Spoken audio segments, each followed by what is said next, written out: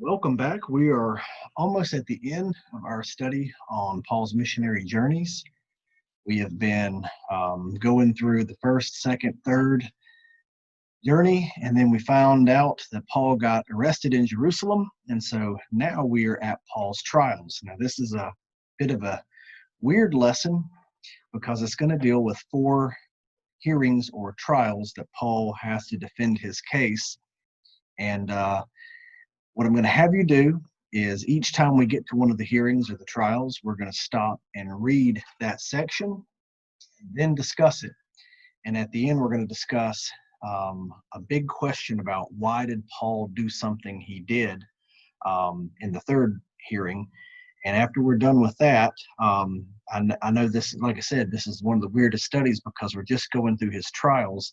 Next week, we'll talk about his transfer to Rome, and we'll close up either next week or the next on his possible, well, we'll say possible, he did, from what we know, go to Spain after Rome and then came back to Rome. So we are finishing this up, and we're going to start in Acts chapter 22.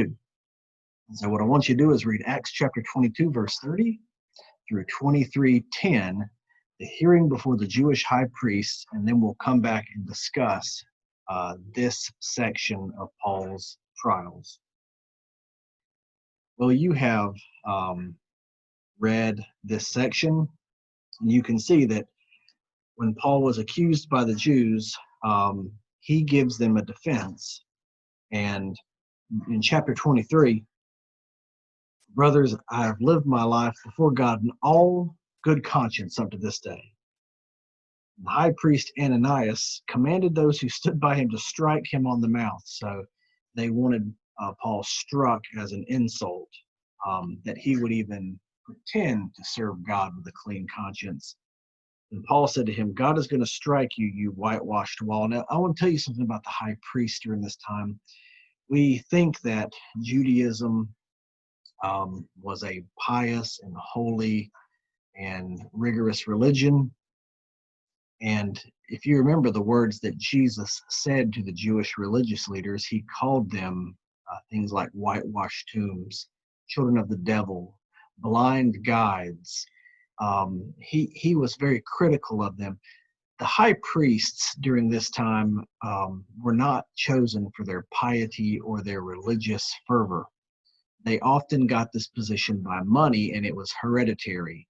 Because they were friends of certain kings or Roman officials, they could bribe them and get the high priesthood. It was corrupted. That's why the Essenes, one of the Jewish groups different from the Sadducees and Pharisees, had actually rejected the temple system and were living out in the desert. They believed the priesthood was corrupt. So Ananias struck him. Ananias, more than likely, was a Sadducee, did not believe in the resurrection or that the Old Testament was inspired. He may have believed the first 5 books of Moses, but that was it. Paul said to him, God is going to strike you, you whitewashed wall.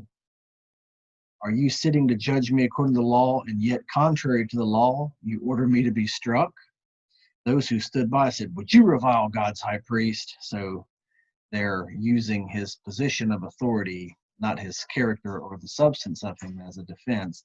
And Paul said, I did not know, brothers, that he was the high priest. For it is written, you shall not speak evil of a ruler of your people. I think Paul's kind of telling a joke here where he's saying, I wouldn't have known he was a high priest by the way he acted. Or he might have also been saying, oh, I didn't know that he was a high priest, cough, cough, by the way he got this title. So there might have been some sarcasm. There was definitely in Paul's mind, I think, the knowledge of that Paul was a Pharisee who they viewed themselves as the strictest and most rigorous Jewish religious people, and that this high priest was not as rigorous as he was. Of course, Paul knows that's not the way to favor with God, but it's just funny that this guy is posturing himself as being this godly high priest when he neither believes the scriptures or treats people according to the law.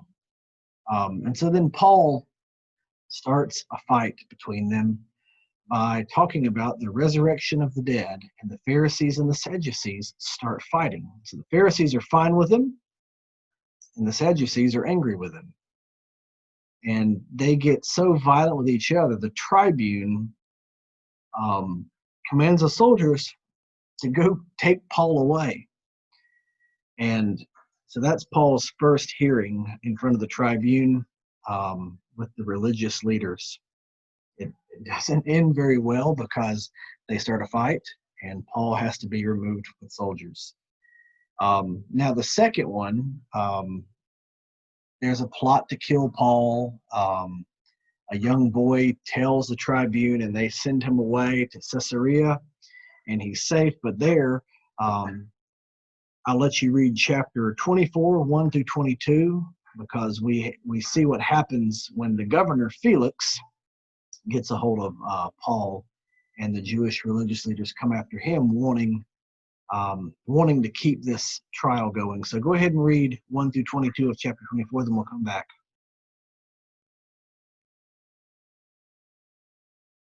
Okay, so as you can tell, the second hearing that Paul's at, Ananias, some elders, they come down and lay a case before the governor against Paul. And you can see how they kind of butter him up in verse 2. Since through you we enjoy much peace, and since by your foresight, most excellent Felix, reforms are being made for this nation, in every way and everywhere we accept this with all gratitude. But to detain you no further, I beg in your kindness to hear us briefly. We have found this man a plague, one who stirs up riots among all the Jews throughout the world, and is a ringleader of the sect of the Nazarenes. He even tried to profane the temple. But we seized him. By examining him yourself, you will be able to find out from him about everything of which we accuse him. So they bring some pretty high accusations against him, and they butter up the governor. Remember now, the Jewish people were a very riotous and rowdy people at this time, and Pilate couldn't even handle them. Pilate, to keep them from rioting and getting mad and making him look bad as a leader, handed Jesus over to them, and so they're always making trouble. But luckily, Paul defends himself well in verse 10, knowing that for many years you have been a judge over this nation, I cheerfully make my defense. You can verify that it's not more than 12 days since I went up to worship in Jerusalem. And they did not find me disputing with anyone or stirring up a crowd, either in the temple or in the synagogues or in the city. Neither can they prove to you what they now bring up against me. But this I confess to you, that according to the way, which they call a sect, I worship the God of our fathers, believing everything laid down by the law and written in the prophets, having a hope in God which these men themselves accept. So he's like, I'm not doing anything different than they are. That there will be a resurrection of both the just and the unjust. So I always take pains to have a clear conscience toward both God and man. Now, after several years, I came up to bring alms to my nation and to present offerings. While I was doing this, they found me purified in the temple without any crowd or tumult. Some Jews from Asia, they ought to be here before you and make an accusation, should they have anything against me. Or else let these men themselves say what wrongdoing they found when I stood before the council, other than this one thing that I cried out while standing among them. It is with respect to the resurrection of the dead that I am on trial before you this day. And so Felix hears this and he realizes this is a Jewish problem, a religious problem. It's not my problem. So he says, when Lysias the tribune comes down, I'll decide your case. Now, he should have let him go at this point, but he balks. And his term is running out as governor, and he is succeeded by a guy named Porcius Festus. Now, Felix wants to do the Jews a favor, so he leaves Paul in prison instead of letting him go during this transition. This doesn't mean that Paul was in prison for 2 years necessarily. It just means that Felix's term was 2 years, and as it ran out, as Paul's still in prison, Festus comes in. So The next episode is going to be 25, 6 through 12. So I want you to read about Festus and the Jewish religious leaders. Go ahead and read 25, 1 through 12. I don't have 6 through 12 there, but read the background because it's the same thing. The Jews are going to come up and ask a favor against Paul, summoning him to Jerusalem. They're wanting, give us special treatment. The last governor did. So read that and then we'll come discuss it. All right, well, as you've read this one's the kicker. Festus is new, and he knows the Jews can be trouble, and so they ask for a favor. And they come up to Caesarea. Paul, in verse 8, argued in his defense, neither against the laws of the Jews, nor against the temple, nor against Caesar have I committed any offense. But Festus, wishing to do the Jews a favor, said to Paul, do you wish to go up to Jerusalem and there be tried on these charges before me? But Paul said, I am standing before Caesar's tribunal where I ought to be tried. To the Jews I have done no wrong, as you yourself know very well. If then I am a wrongdoer, have committed anything for which I deserve to die, I do not seek to escape to die or escape death. But if there is nothing of their charges against me, no one can give me up to them. I appeal to Caesar. Then Festus, when he had conferred with his council, answered, to Caesar you have appealed, to Caesar you go. And that's the end of the trial. At the end, I want to make some comments about why it happened this way. But right now, let's go to chapter 26 and read verses 1 through 30. Well, if you read chapter 26, this is more of a hearing before Agrippa and Bernice. And they were the client kings of this area. Paul makes his defense and tries to evangelize him. Now, this is more of a hearing than a trial because they're trying to kind of get to the bottom of what Paul's doing and what they should do. And it's interesting because at the end of this section,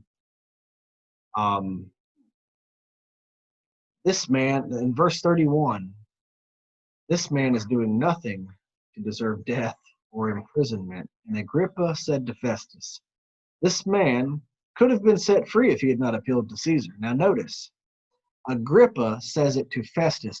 Festus should have freed him at the beginning of chapter 25. Felix actually should have freed him, but he left him in prison just so he could do the Jews a favor because they were so angry and he just wanted to leave quietly. Festus should have done the right thing and let Paul go, but he kept him imprisoned, tried to do something sneaky, and Paul appealed to Caesar. Now, Agrippa, the king, remember, he's the Roman client king, but he's not the Roman tribunal. He doesn't try Roman citizens. He rules over some people who are under Rome's protection. Agrippa says to Festus, well, this man could have been set free. Even he sees that these are trumped up charges and that this is not justice. But he realizes that things have been put in motion to move the trial along to Caesar.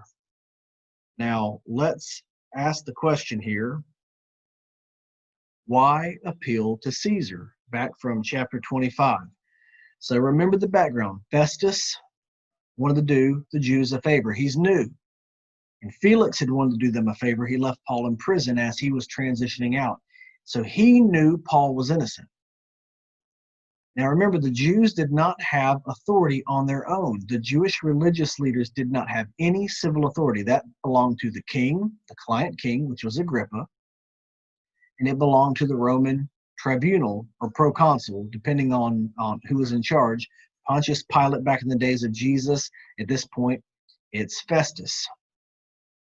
The Jews, to try criminals, had to get permission from the governor or permission from the king. So what was happening is by changing the venue to Jerusalem, Festus could give the Jews authority in their own court over religious issues of Paul. It was almost like, well, it's easier to make Paul go away than a bunch of angry Jewish religious leaders who may cause a riot over this. He was saying, okay, Paul's just one guy, and he's quiet, he's a good guy, he's not going to cause a riot. He's not going to cause trouble. We can let him go. The Jews are planning to kill him, but he didn't know that. But he's just thinking he'll go to trial in Jerusalem. They'll probably find him guilty and throw rocks at him. Big deal. I'll have a quiet reign as governor, and we can just rid ourselves of this nasty little issue. So he's trying to change the venue from Caesarea in front of Rome's authority, to the Jewish authority in Jerusalem. And so Paul appeals to Caesar as a short circuit. Roman citizens had the right to appeal trials up to a higher level, all the way up to Caesar. It wouldn't be that Caesar heard it person to person usually, but his representatives would in Rome. So Paul just says, fine, you want to throw me out of a Roman court? You're supposed to be doing this, but you won't. I'll appeal upwards.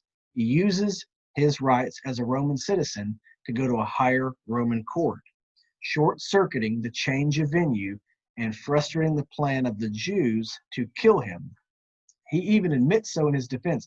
If I've done anything worthy of death, I'll die for it. I'm not trying to run away, but I haven't done anything against Roman law or against Jewish law.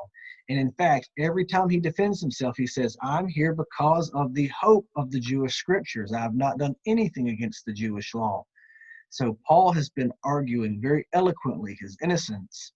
And whenever, through some sneakiness, the courts try to change where he's going to be tried, well, he appeals to a higher Roman court. He appeals to Caesar. Well, I know that this was a strange lesson just because we're going over the hearings that Paul goes through. But one thing to notice is that even when Paul is on trial, he is out sharing the gospel. He is talking about the way that he's lived and how you can have hope in Jesus Christ.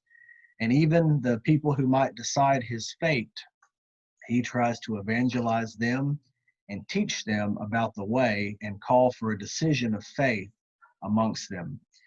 Even though it makes Agrippa and Bernice a little nervous, it makes them kind of joke back with them. They're not quite ready. But even if it makes the person nervous, like when he talks to Festus, he preaches to them even in his trial. He's not trying to get out of difficulty. He's using his difficulties for the glory of God. We'll continue with his journey to Rome next week. If that lesson goes short enough to finish up with his journey to Spain, we'll do that. If not, that'll be the following week. Whichever week we get done with the mission trip to Spain, that'll be the last week. And then we're going to move to, I believe we're going to try a Zoom Bible study for a few weeks and see how that works. I will still record it, though, so that those who do not want to join the Zoom Bible study can still watch it throughout the week. And I'll get you the material for that next week. We'll talk about what we're going to go over. Hope you have a good Lord's Day. See you soon.